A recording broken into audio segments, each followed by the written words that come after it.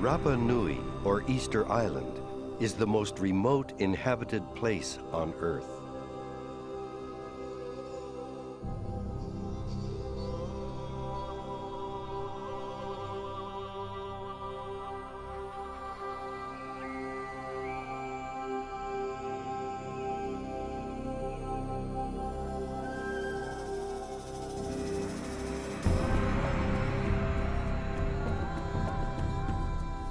To the island's indigenous people, this isolation has acted as both a shelter and a curse.